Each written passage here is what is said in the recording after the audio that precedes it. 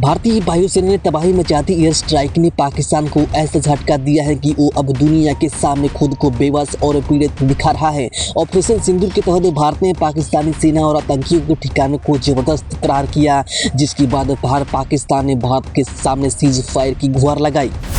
Bharat surgical प्रहारों से हिला पाकिस्तान अब चीन के गोद में जाकर बैठ गया है। जी हां, चीन अब पाकिस्तान की ढाल बनने की कोशिश कर रहा है। इसी कड़ी में चीन के विदेश मंत्री वांग यी ने पाकिस्तान के डिप्टी प्राइम मिनिस्टर और विदेश मंत्री इसाक डार से फोन पर बातचीत करते हुए एक तरह से भारत को घुमा फिरा कर चेतावनी दी। वांग यी ने साफ कहा है कि चीन पाकिस्तान की संप्रभुता और क्षेत्रीय अखंडता का समर्थन करता रहेगा।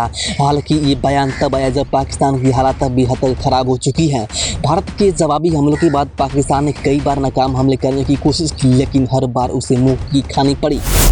अब पाकिस्तान दुनिया को दिखाना चाहता है कि वो शांति चाहता है और भारत आक्रामक है। इसी नैरेटिव को आगे बढ़ा रहा है चीन को भी डर है कि भारत सैन्य ताकत अब उसकी अरबों डॉलर की CPEC परियोजनाओं पर असर डाल सकती है। बलूचिस्तान से गुजरने वाला चाइना पाकिस्तान इकोनॉमी के कॉरिडोर भारत के निशाने पर आ सकता है।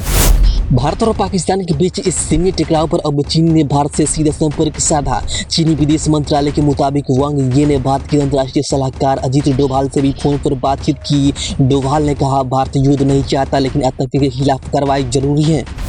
डोभाल ने पहलगाम हमले का जिक्र करते हुए कहा कि भारत आतंकवाद के खिलाफ कार्रवाई करता रहेगा। वहीं चीन ने भी इस हमले की निंदा की और कहा कि एशिया में शांति बनाए रखना जरूरी है। लेकिन चीन की ये दोहरी नीति सभी को दिख रही है। एक तरफ आतंकवाद की निंदा, दूसरी तरफ पाकिस्तान की पीठ थपथपा रहा है। वांग यी ने बातचीत में कहा कि भारत और पाकिस्तान ऐसे पड़ोसी हैं जिन्हें बदला नहीं जा सकता और चीन चाहता है कि दोनों देश संयम बरते। लेकिन हकीकत यह है कि चीन अब अपने आर्थिक स्वार्थों की वजह से पाकिस्तान को समर्थन दे रहा है।